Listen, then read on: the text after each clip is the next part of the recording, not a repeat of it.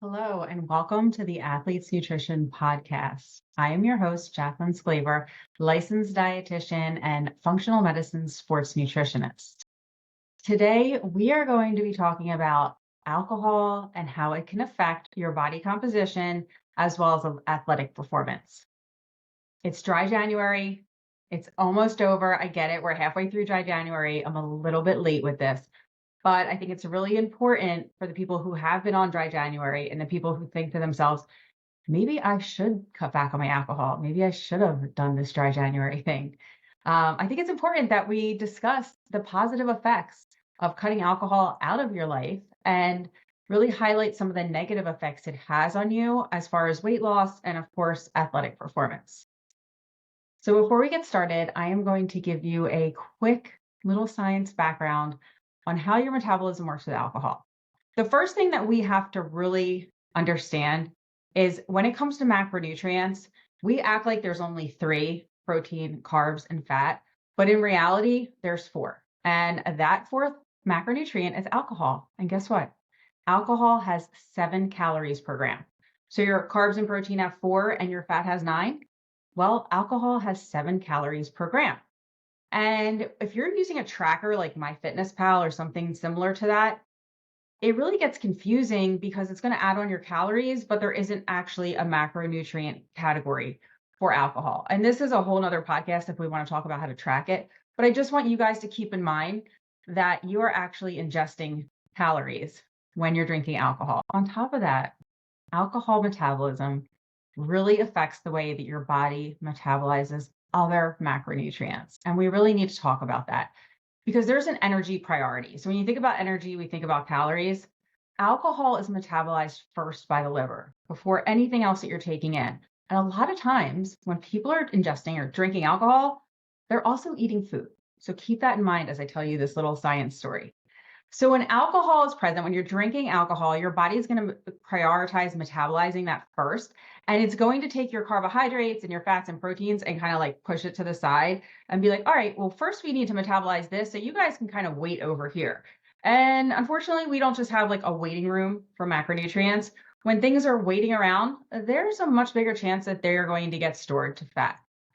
And when it comes to athletic performance, there is a big chance that we're not going to be able to utilize the carbohydrates for glycogen or for energy, or utilize the protein to build muscle. So we have to really think about that. Another thing is that alcohol has acetaldehyde. And acetaldehyde is a toxic byproduct of alcohol. It interferes with the breakdown of fats. So now what happens? You can't break down your fat. So what's going to happen? Well, your fat's just going to store. So that's another story. The other thing is that alcohol can actually drop your blood sugar. And when your blood sugar drops, you know that feeling of getting hungry. That's why sometimes when you drink alcohol, you might start to get munchies or you feel like you need to eat more food. That is because your blood sugar is dropping and you are going to consume more calories, not just from the alcohol, but you're actually going to eat more food. And as we all know, your inhibitions are lowered. So it's not just the fact that the science part of it, it's the psychological part of it too. It's a lot easier to make some type of excuse of some food that you've been holding off on eating or junk food or whatever it might be when you're drinking. So you put all these things together and let's just start off on the top of you are consuming more calories. Your body cannot break down and digest and utilize the nutrients that it's taking in the way it needs to be. And so right off the top, we have got a complete shit show. I guess I decided I'm going to be cursing on my podcast. I don't know. I think it's going to be hard. When I work with my clients, one of the biggest things I ask them is how much do you drink and how often? And I would say just based on my clientele, the average that I hear outside of athletes, because I'm just talking about, active general population now. I would say I hear that I have 2 drinks 2 nights a week. Sometimes people will say they have more. I have heard upwards of 5 to 7 drinks a few nights a week. And these are by people who are running very successful businesses. These are people living in New York City, people living in Miami. It becomes part of their daily life. I hear that people have to entertain every single day in the finance world and they are having alcohol every single day. And then I hear people that are sitting at home, like moms that are like, at the end of the day, Jack, I have to have a glass of wine. I'm sorry. I have to. And it happens 3 or 4 days a week. So one of the things we work on is tapering back how often we're drinking alcohol.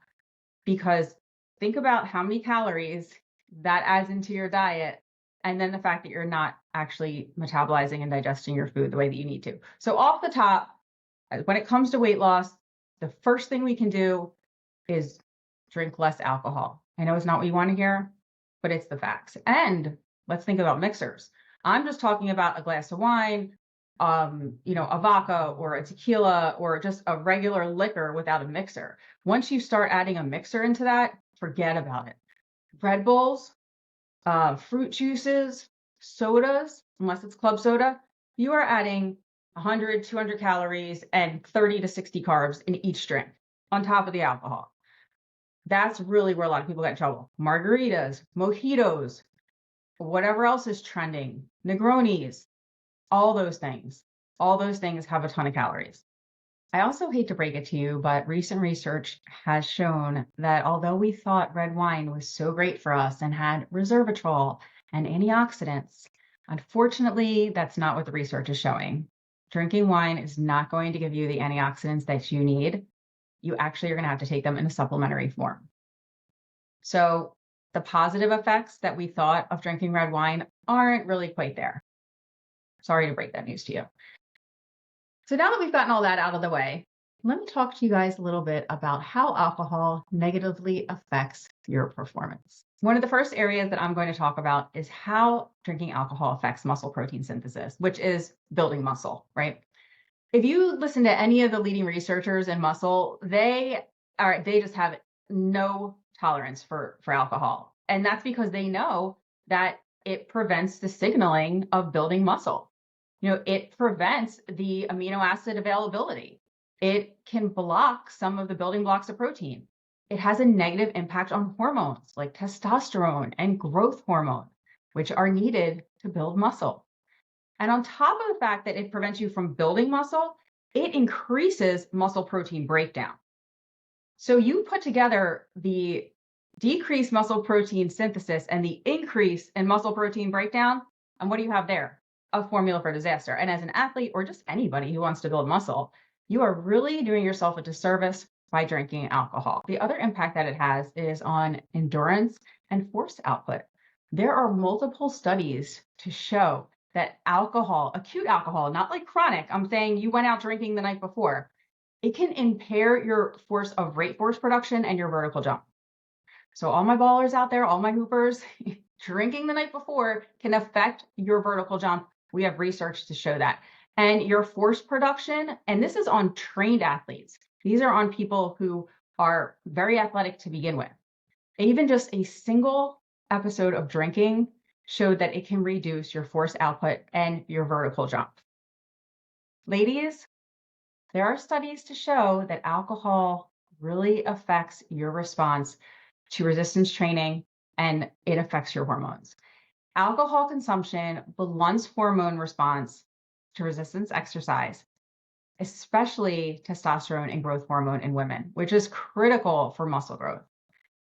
And unfortunately, we are trying so hard nowadays to lift weights and build muscle and get stronger, but that glass of wine the night before can really be working against you. So now you've got it working against you because you're taking in the calories, you're preventing your macronutrients from breaking down and being utilized, and now you're preventing testosterone and growth hormone, which we need to build muscle. Another area that alcohol affects us is dehydration, and that should come as no surprise. Alcohol is a diuretic, which means that you are going to be peeing more out. You're going to be losing the water that your body already has in it. You increase your urine production. That leads to dehydration. That's why you feel like crap the next day, right? You can definitely take electrolytes prior and also antioxidants to help with that and drink a ton of water while you're drinking, but it's definitely going to lead to dehydration. And also blood volume depletion. So dehydration will decrease your blood volume, and that is going to affect your blood pressure. That is going to affect your ability to have blood flow throughout your body, which is going to affect your ability to be an athlete. Because the name of the game is increasing your red blood cells so that you can have more oxygen throughout your body, so you can have better cardiovascular output, you can have more endurance, more force output, and you can repair faster. We do not want to decrease our blood volume. We do not ever want to decrease our red blood cells. I mean, if you think about, what's his name? I can't even think of his name right now. The biker who did the blood doping. Why do they do that? They do that so Lance Armstrong. They do that so you get fresh new blood cells so you can recover faster. We definitely don't want to affect the red blood cells that we have. People are out there doing illegal stuff to get new red blood cells into them. So those are some of the ways it's going to affect your athletic output. We're looking at muscle protein synthesis, decrease in hormones like growth hormone and testosterone, dehydration, increased muscle breakdown, and then also loss of blood volume and red blood cells. So if those aren't enough things, I am going to tell you how it affects your sleep negatively. Because unfortunately, when you have alcohol, similar to how your body has to digest those macronutrients first, your body also has to metabolize alcohol before you're going to get into the sleep that you need for repair. Now, the research shows us that at all dosages, just even one drink, it can reduce the onset sleep latency, which means it is going to take you a longer time to fall asleep. Your first half of the sleep is going to be disrupted, and even more so, your second half of the sleep is going to show more disruption. So although you think you're sleeping, you could be passed out. You could have drank so much you passed out. Your brain and your body is not actually in the area of sleep that it needs to do the repair that you need to be active the next day, to repair your muscle, to repair your red blood cells, to repair your DNA, to repair your hormones and your growth hormone testosterone. That all happens in your sleep. So even if you think like, bro, I passed out for 10 hours, no, it's not the type of sleep that you need for repair. Some other things that we're looking at are inflammatory response. And the name of the game when you are athletic is keeping your inflammation low. You're going to have inflammation all the time. There's no way around it. You're going to have inflammation just from your training, from building muscle, from the inflammation you actually are feeling. There is a huge inflammatory response in your body as an athlete. And if we can keep that lower, which is really what we're trying to do all the time with the great diet and the right supplements, then we can perform better. And alcohol is going to increase your inflammation. So that's another thing, like you're working against all these other things that we're doing, right? And we also do see a central nervous system, a cognitive response, delayed response in reaction time when people drink the night before. If you're playing a sport, that reaction time is important, which is pretty much every sport. The last thing you want to do is have delayed reaction time, because then you're going to miss a play, or you're going to do something that can really affect the whole entire game, or it could affect your chance of winning if you're a single sport athlete. You know, that it only takes one little second, because when you are an athlete and you are competing out there, it is 1% difference that is going to matter if you win and if you don't win. So you need to think about that as well. And finally, alcohol consumption also affects your injury rate. They have found that people who drink alcohol have an injury rate of 54.8%. versus people who don't drink alcohol, the injury rate is about 23.5%. I mean, we're talking about double the amount just from drinking alcohol. So if all of these things that I've mentioned do not scare you or make you feel like you should be drinking less alcohol, then maybe we should do a deep dive into why you're drinking all that alcohol. I'm not saying that you can't enjoy your life. And trust me, I get it. Like as an athlete after a game, sometimes you want to have a drink. As a mom who is home busy all day, or if you're working and a mom, and like sometimes you just sit down and you're like, "Ooh, I just want my glass of wine," or you're out on a date and you want to enjoy a drink, or whatever it might be. It's the weekend and you are enjoying the weekend. I get it. Alcohol is looked at as a release and a way to enjoy life in a lot of areas, but there are definitely some modifications that we can do to lower alcohol intake. Now, if you're an athlete, I'll be honest with you, I really don't see any room for alcohol within the season. And I've worked with plenty of athletes that do not drink within the season. It's not the hardest thing to do. It's actually something you probably should focus on. If you are not a paid professional athlete, then we can talk about other ways that you can really taper your drinking down, or you can choose different drinks. I like to tell people to pick the amount of nights you're going to drink. Don't say like, okay, I drink 4 nights a week and I drink 3 drinks on those nights, so I'm just going to have 4 nights a week, I'll have 2 drinks. It doesn't work that way. You're not going to want to stop. What you need to actually do is reduce the amount of nights. So you need to say, okay, I normally drink 4 nights. I'm just going to drink 2. Trust me when I tell you, if you think you're still going to drink 4 nights a week and you're going to cut your drinks back, it just doesn't work that way. I've been doing it for years. So you need to cut down the days that you're drinking, and then you need to think about what you're drinking and how much. Also, you can do things like have club soda between each drink, or what I like to do is have club soda and bitters when I go out, because I actually do not like drinking at all. I've gotten myself to a point where I don't even like how I feel when I drink, and I don't like the way I feel the next day. And I have a ton of goals. And at my age, it's really hard to get to my goals, especially body composition. Alcohol is not helping that situation whatsoever. And injuries. If alcohol increases injuries, do not sign me up for that one. So that's my podcast on alcohol and athletic performance. If you heard anything here that you liked today and you think to yourself, you know what, she knows a lot, I think I want to work with her, then you can go to my website. It's Athletes Nutrition, spelled ATHLEATS, nutrition.com.